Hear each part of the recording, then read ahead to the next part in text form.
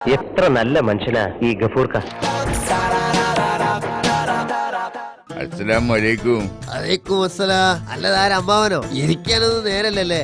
അതെന്താണ്ടാ ഈ അങ്ങനെ ചോദിച്ചത്? ഞമ്മക്ക് ഇരിക്കാൻ നേരണ്ടോ ഇല്ലെന്ന് ഞമ്മള് തീരുമാനിച്ചോളാം.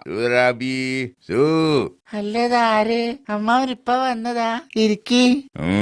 ഞമ്മളൊന്ന് തറവാട് വരെ വന്നതാ. അപ്പൊ കരുതി ഈ മണ്ടൻ ഗഫൂറിനെയും അന്നേയും ഒന്ന് കണ്ടിട്ട് പോകാന്ന്. അമ്മാവ നിങ്ങള് വെറുതെ ഓളം മുമ്പ് നമ്മളെ മണ്ടാന്ന് വിളിക്കരുത്. അത് നമുക്ക് കുറച്ചിലാണ്. ഓ വലിയ കുറച്ചിലുകാരൻ. എടാ അന്ന് ചെറുപ്പം മുതലേ ഞമ്മൾ അങ്ങനെയാണ് വിളിക്കാറ്. അത് നാട്ടുകാർക്ക് മൊത്തം അറിയാം, അന്റെ കെട്ടിയൊക്കെ അറിയാം.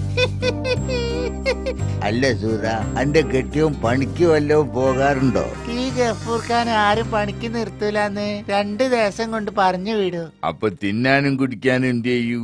ഒരു കാര്യം ചെയ്യ്, നാളെ മുതല് ഓ നിന്റെ സ്റ്റേഷനറി കടയിൽ നിക്കട്ടെ കേട്ടാ. എന്തേ മണ്ട? ശരി. അല്ല ഇങ്ങനെ നിന്നാ മതിയോ? എന്തെങ്കിലൊക്കെ പണി ചെയ്യണം. അതിന് സാധനം വാങ്ങാൻ ആരും വന്നില്ലല്ലോ അമ്മാവ. അത് തന്നെയാണ് നമ്മൾ നോക്കണേ. ഇന്നെന്താണ് ഒരു ഈച്ച പോലും കടയിൽ വരാത്ത? ഇവിടെ പണിക്ക് നിക്കണെന്ന് അറിഞ്ഞിട്ട് വരാതിരിക്കലാവൂ? അത് നമുക്ക് അറിഞ്ഞൂടാ. എന്നാലും ഒരു ഈച്ച പോലും വരണില്ലല്ലോ. അമ്മാവൻ പേടിക്കണ്ട. അമ്മാവൻ പോയിട്ട് ഒരു അരമണിക്കൂർ കഴിഞ്ഞിട്ട് വാ, അപ്പ കാണാ അത്ഭുതം.